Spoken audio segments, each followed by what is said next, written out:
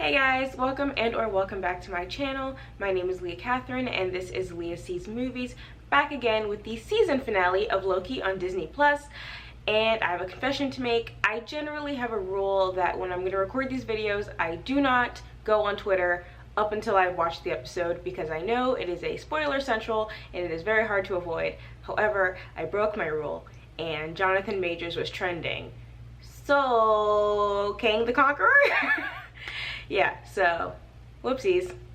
But I'm still excited, even though I kind of ruined and probably what is supposed to be a really big reveal.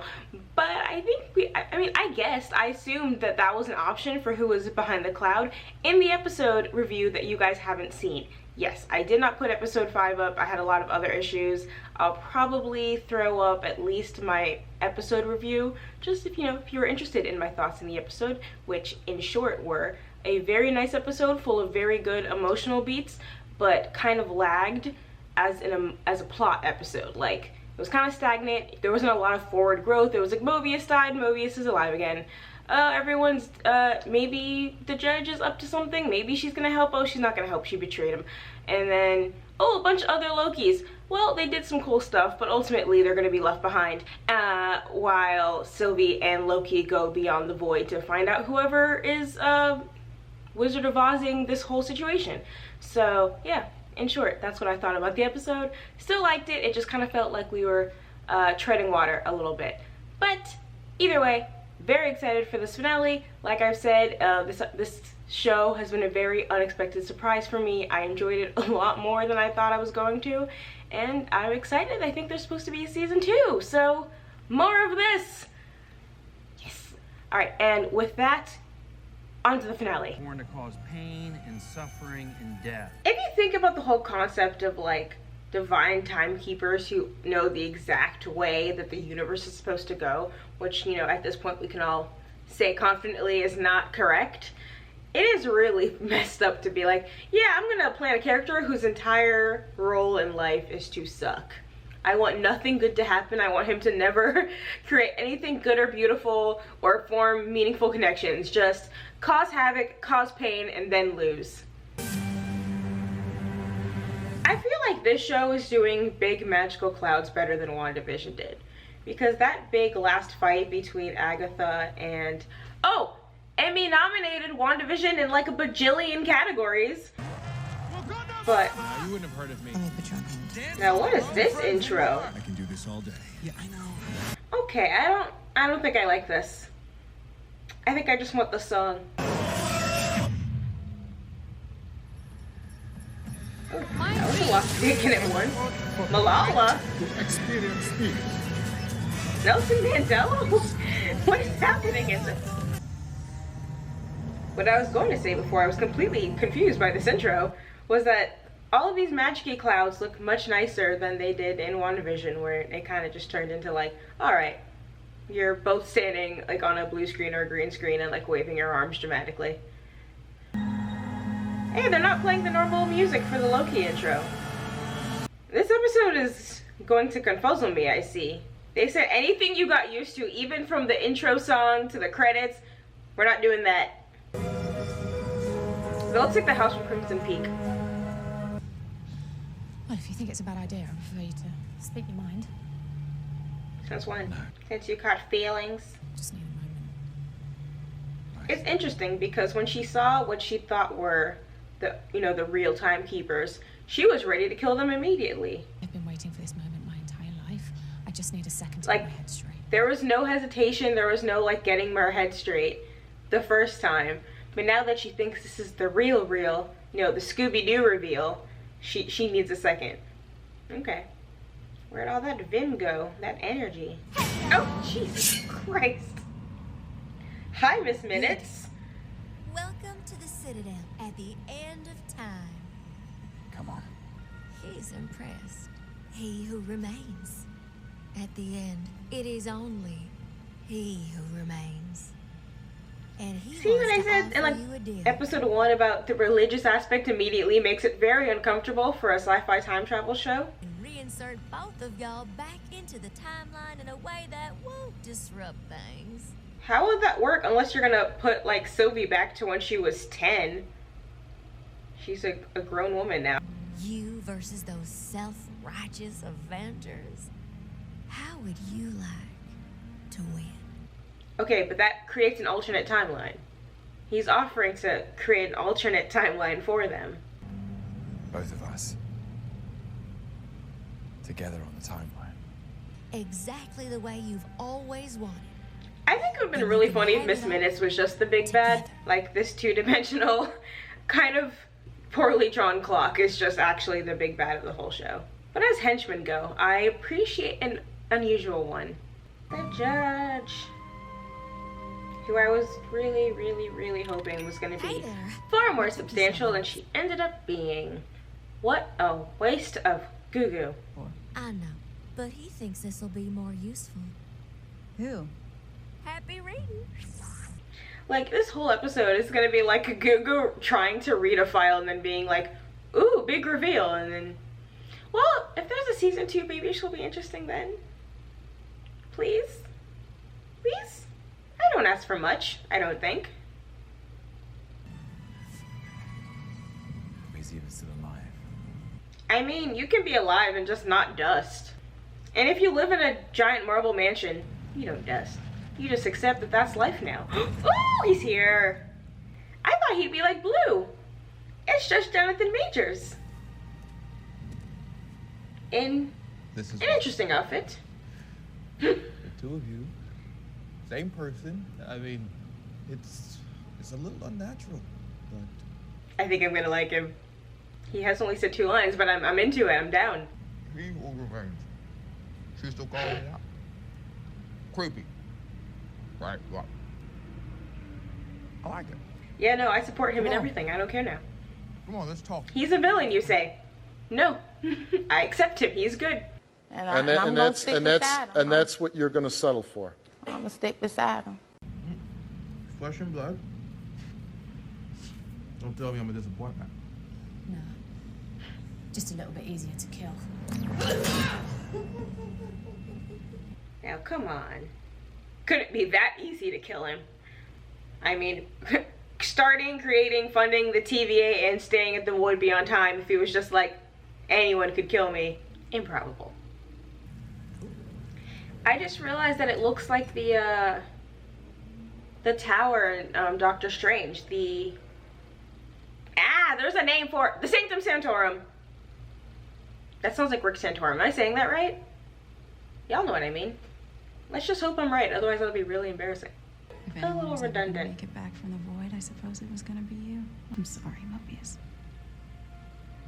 I couldn't let you get in the way of our mission. Mission? The mission that you don't even know what it is. Mission? It can't have been for nothing. That's why I had to prune you. That's something you work through in therapy. You don't just murder friends because they gave you some contrasting information. B-15 escapes. Competent queen. Well, there'll be time if you kill her first. Here? Judge Renslayer. Oh my gosh. Who are you? And what the hell are you doing in my school? How did they find her actual Oh, I guess the pen? Still, that seems... She had a lot of crap in her office. Seems like that would have taken some time to narrow down. Oh, swing of a miss. So we're still doing that. He kind of has Loki vibes himself a little bit. I already know what's going to happen. See? There's another thing that did something like this. How do I already have it loaded up with everything I need to know to keep from being killed by you two? Blink. Doctor Who again. Every step you took to get Also supernatural. Clementis Same vibe. the void. I Including the term the void. the road. Actually, I think that's more similar. It's giving God telling the Winchesters everything was pre-written. But I believe in free will. This is very upsetting. No, you can't get to the end until you've been changed by the journey. Sylvie, do you think you're even capable of trusting anyone at all? He Who Remains is having a lot of fun with this role. I feel like I saw, Lovecraft Country was so... Even though there's happiness in the shows, kind of more of a severe character. And now he's just like... You know what would happen if we didn't prune the timeline? What? Chaos. A multiverse, baby! Free will? Only one person gets free will. The one in charge. Why are you cool with that as a concept? Like, why does that not make you unhappy to think about? Like, honestly, this just seems like the judge needs therapy more than anything else. No, you betrayed me! Eons of friendship. And you threw it all away on a couple of Lokis. Was it eons of friendship? Y'all could have been hanging out for like 15 years, 20 years, 3 years. You don't actually know. That's the whole point. Your memories are fake. Let's see. If she doesn't have an interesting power... Oh, now you can fight. So did he never have to do the beat cop beat? Because he can't... That's all she had to do? Grab it? And you were just like, well, it's gone now. I had a very loose grip on the laser stick. Free will. I don't know what that means. Without the me. Without the... T. Without the me. Not me. The me. Everything burns. But like, based on what? And what are you so afraid of? Me. Oh. Who are you? So is he saying his variant is gonna be like King the Conqueror and he's just kind of like a conqueror? My evil twin is gonna come and get me. A variant of myself lived on Earth in the 31st century. Naturally, they made contact, and for a while, there was peace. Narcissistic, self-congratulatory peace. Not every version of me was so pure of heart. That's fun. This is a really great way to introduce a very complicated character. Lands to be conquered. With like something that's already built on top of what we've learned and established throughout the show. Erupted into all-out war. Weaponized. A liar. And I ended the multiversal war. All I have to do is manage the flow of time and prevent any further branches. Hence, but like, the TVA. Literally all of this is because of yourself. Ages and ages of cosmic harmony. It's like, okay, so variations of me started a war. So basically now no one else can have a multiverse. Sorry, I can't be trusted. And if you think I'm evil, well, but again, how do you determine the main timeline? Variants. Like, say what you want about variants being bad, branching realities, etc. But I still don't understand how you determine which timeline is correct. Or you're a liar. I love him! Okay, they made this dictator fun. I don't know what... I can't make him not fun. Couldn't he just prune timelines with his variants in them? Being like, no, I'm dangerous. Stop that. There's two options. One. Because it seems like other timelines would be fine. And destroy all this, and you don't just have one devil, you have an infinite amount. Or, you two run the thing. I've gone through a lot of scenarios, trying to find the right person to take this spot. It's the freaking like Willy Wonka. You did it! You won! You did it! You did it! It's not personal, it's practical. It was personal to me. Oh, grow up! Grow up, Sylvie! Murderer! Hypocrite! Ooh. We're all villains here. Points are being made. Although arguably, Sylvie was kind of placed in that situation. Loki, not so much. You were just adopted. You have no excuse. Have a chance to do them for a good reason. Do you want to keep murdering but feel good about it at the end of the day? Just cross. If you know everything that's gonna the happen. threshold. Is that on the tempad, that little red line? Is it because of what B-15 and Mobius are doing? I knew everything up to a certain point, and that point was about 15 seconds ago. 7, 8, 9, 10 seconds ago.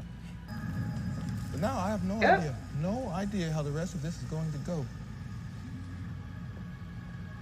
So all of Sylvie's timeline bombing apparently did not cause this. Like the TVA was able to clean it up, but presumably whatever B-15 did and like disrupting the TVA like functionally destroyed the consistency of the sacred timeline. What's the worst that can happen?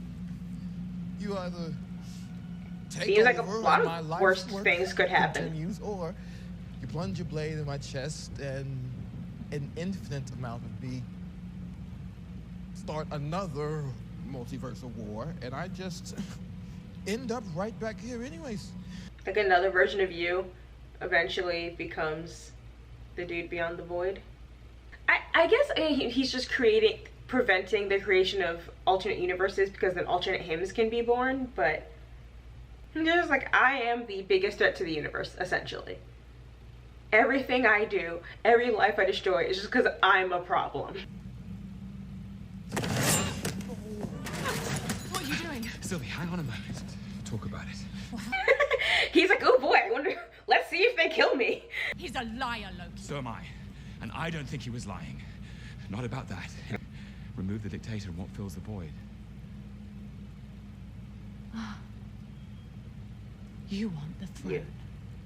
No. I mean, wanting the throne was his base personality for quite a long time. I thinking trusting you. Has this whole thing been a con? Really? It's the whole thing. It's like a That's what you think of me? pathological liar and the most one-track-minded woman in all time. A doomed partnership, methinks. Oh, you never trusted me, did you? What was the point? I was picturing us dancing under the moonlight and you don't even trust me. I wanted to order a bowl of spaghetti and do that thing from Lady and the Tramp. And it's like you don't even care. Then I guess we're in a pickle. It's a big deal. That was awful. I'm not proud of that. Still gonna put it in the video though. Maybe he's lying. Maybe he's not. The cost of getting this wrong is too great. Is she actually in slow-mo or is this dramatic? The way you can never tell anymore. Nah, she would have been deep into his carotid the way she was swinging. There's absolutely no way. That's just on the skin. I've been where you are.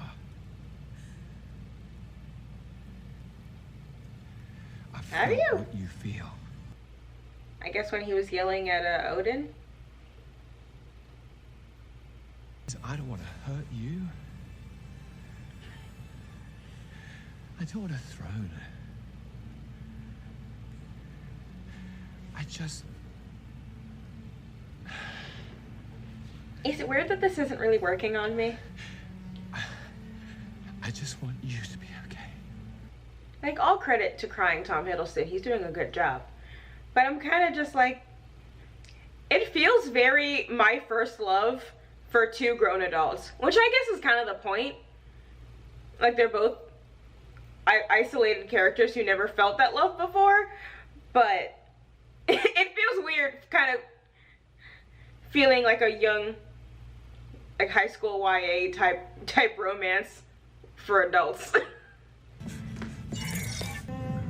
He's in the back like, wow, that was touching. Are you gonna kill me?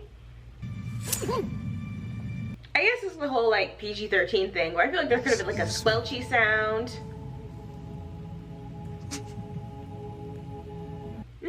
That laugh is a little maniacal. Like for someone who's like, I'm trying to save the world, he's just like, kill me. There's gonna be a multiversal war and all of my variants are gonna try to destroy the universe.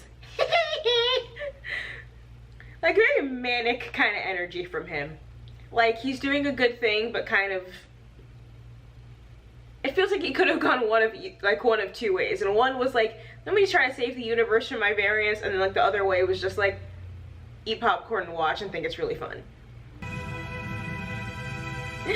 Stephen Strange is somewhere in New York just like, Jesus Christ, one day we without someone screwing up the timeline, causing a multiverse, destroying the universe. I just want a break. I want to get a sandwich, maybe go to the beach. Yeah, Stephen Strange doesn't go to the beach. You know that man sunburns. There's no way. But still. Y'all are just like, we're not even gonna try. Maybe you should have like live streamed this whole conversation with Alt Kang, He Who Remains. Just so maybe, because I understand why all of the TVA people are just watching this, like, it is what it is. But just in case there's any evil variants arising, maybe just take a little look-see, is all I'm saying. If you see some guy getting real excited about making contact with his alt cells, and you just step in and go, please don't do that. I'm begging you not to do that.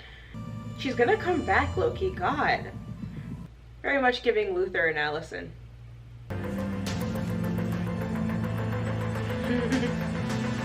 Didn't we prune him?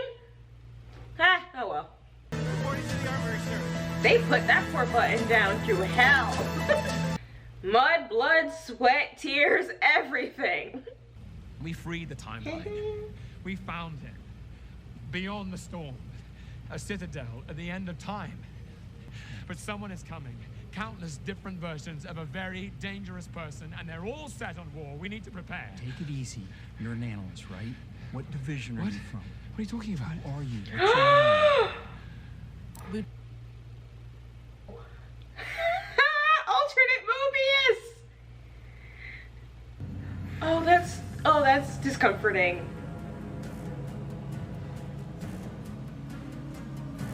Oh, he's already taken over. Do we have a post-credit moment? Loki, Loffiusen. Loki will turn in season 2. Well, I enjoyed that a lot. Yes, it's a TV show that actually has a season 2, unlike Falcon and Winter Soldier and WandaVision. So it's like, unlike those where you're like, okay, this is gonna transfer straight to the movie, and then we're kind of just leaving off there. We actually have these beats within the show that hopefully will continue. Number one being Judge Renslayer. Is she gonna do something interesting is really my question, because the girl really loves a dictator. She's like, I want to be told what to do. I don't want to be stressed out with like thinking and stuff. It's just too much. Please tell me what to do. But that timeline may have been erased already, or it's a different timeline because Loki got sent back to a version of the TVA that is not the version of the TVA that he knew and worked in. So Judge Renslayer that we met could still exist wherever she went and still have her memories of the alternate timeline, perhaps. Oh, it just leaves open. There's so many variables that I like can't even say anything for sure. Like, yeah, she's gonna like come back and be cool. I actually don't know, because if she is trying to like explore free will, or is she gonna come back and be like, phew, thought I was going to think for myself, thank God, not the case. I don't know. Other than that, still more Mobius, more B-15, but these are versions who know and obey Kang the Conqueror, or a version of Kang the Conqueror, Kang the TVA bureaucrat. I don't know. Are all the Kangs called the Conqueror, or is it just like some of them are like, it seems like, you know, some of them are cool. I mean, he did kind of take over the universe in a sense, and all of time and space, but he did it to not have his alternate selves destroy the world, so it's kind of nice. Like, the intention was there, even if the execution was flawed, for sure. Or yeah, so is he like Kang the end of time guy, Kang the Conqueror, and then there's just like a Kang the hot dog vendor? Like, I'm really curious about the multiverse of Kangs. Is there a Spider Kang? Is there a alligator Kang? Like, since we're going into animal subgroups, what does Miss Minutes know? Everything. But like, I'm curious to see, because even in what, episode 2 or something, where they were like, are you sentient? And she was like, kind of. So I'm curious how sentient is kind of. What does that mean? It makes me not unsure how to feel about her. If I should just be like, oh, she's a fun little clippy type thing, or she's a nemesis. I want to know. Yeah, Doctor Strange in the Multiverse of Madness is really is really gonna be something, because it looks like Loki and mostly Sylvie. Actually, Loki thought things through for once and is like, I, as a professional liar, know when someone is lying. I think that guy is not lying. Let's think critically. And Sylvie was like, nah, I'm in my feelings. And then she killed him. Didn't think that through. Multiversal war. Doctor Strange is going to be like, well, this is unfortunate. Now I have another mess to clean up. And I guess he's going to... Presumably, Wanda is going to try to take advantage of the situation, because at the end of WandaVision, we heard her hearing the voices of her kids being like, Mom, help us. So if we assume that these timelines are happening semi-concurrently, which, you know, is a very loose term when it comes to time travel, Loki has freed the timeline. There's now a multiverse. Wanda has unlocked her power. She's become the Scarlet Witch. She's in tune with her chaos magic. If these things are happening semi-concurrently, that is how she is hearing the voices of her kids. Some alternate version of her kids. And then she's gonna like pull a kingpin and try to get them, I guess. So I can't tell if she's going to be a hindrance to Doctor Strange. Like, he's trying to fix the timelines and she's like, no, before we do that, can I go get my children? And he's just like, no, we really need to keep everything organized. And she's like, gonna ignore that, and like does it anyway. So then he kind of has to like restrain her as well as trying to fix the timeline. Or if she is gonna be like, yeah, maybe I'll just hop on over to that timeline that's, you know, better for me. Or is she actually going to aid Doctor Strange? Because at this point, I feel like she's gonna help only because in her villain hero arc, she's circling, you know, it's about time for her to hit hero again, since WandaVision was definitely a villain arc. If, you know, regardless of how sympathetic it was, she did something really villainous and then just hid in the forest. So she probably, you know, presumably is gonna do something very heroic so that we go, oh, I forgive you for enslaving a town or whatever. Yeah. So this got me really excited for Doctor Strange. It's got me very excited to see Emmy-nominated Jonathan Majors in the next Marvel film in multiple roles. I'm assuming we're gonna get more than one, you know, specific version of Kang. Again, I'm not super clear on all of the intricacies of his character. I like read the wiki and was very confused. So, but it seems like he's the kind of person where we're gonna see multiple versions of him, the same way we've seen multiple versions of all the Lokis. But as a finale, I think this was really good. I think this did better. Like I said with episode 5, it kind of felt like we were treading water. I almost feel like it would not have been that difficult to go from like 4 to 6 with like minimal confusion. Like, yeah, we would have had to cut some things and throw some things in, but just kind of been like, yeah, there's a void, there's a monster, pass the monster, you know, don't pass, you know, pass go, collect $200. Okay, now we're at the Wizard of Oz house. So, and even for like the emotional growth aspects, I think we've seen Loki kind of fall deeper in love and Loki become a bit more introspective and want better for the world. The whole point with the last episode is we see all those versions of the Lokis going, every time we try to make ourselves better, you know, we get killed, we get betrayed, something always goes wrong. And the problem is that our Loki was present for that discussion and he was still like, okay, I'm gonna continue my journey to self-betterment. Sylvie was not there. Sylvie was not a part of this journey. It was just one-track mind all the way through. And Sylvie's actions are kind of the ones that determined how the episodes went. So as much as I like sympathize with Loki's emotional journey, he fell for someone who was not on that same journey. Which just made it like, I think that's what made it feel kind of like juvenile in a sense, of just like, I'm sorry, she's not on the same page as you, like she wants to go to college, like it's just like you're not gonna survive long distance. Like it just gave that same vibe of like two kind of immature characters trying their like first little grasp at affection for another person that is kind of doomed to fail because neither of them have completed their own growth. So yeah, the romance kind of fell flat. It was like, it seemed really cute when they were leading up to it, and then we actually like, we got the kiss, we got the like, I don't want to do this, I want you to trust me, like, and I was just like, okay. Okay. Like, if the last episode, I think, succeeded with these emotional beats, because we saw so many different versions of the Loki all going through, again, like journeys, emotional journeys, physical journeys, like older Loki realizing that he really loved his brother, and that's what actually got him pruned. Boastful Loki, who kind of just, you know, didn't improve and then disappeared from the show. And then Kid Loki, who still tried to help even though he murdered his brother.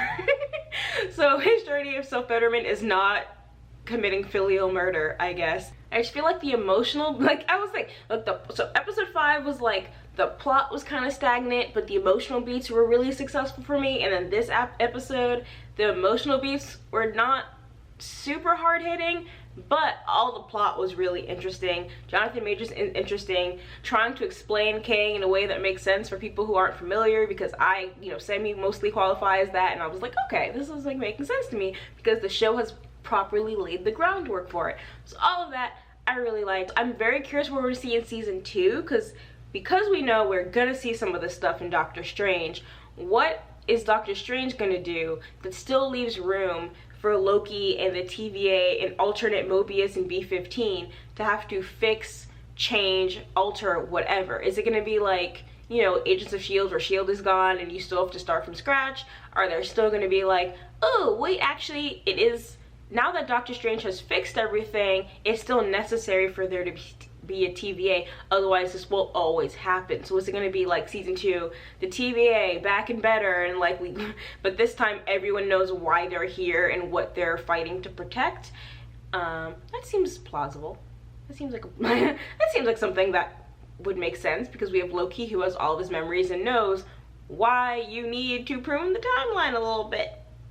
Or at the very least prune Kang. Like, I feel like that should just be the mission.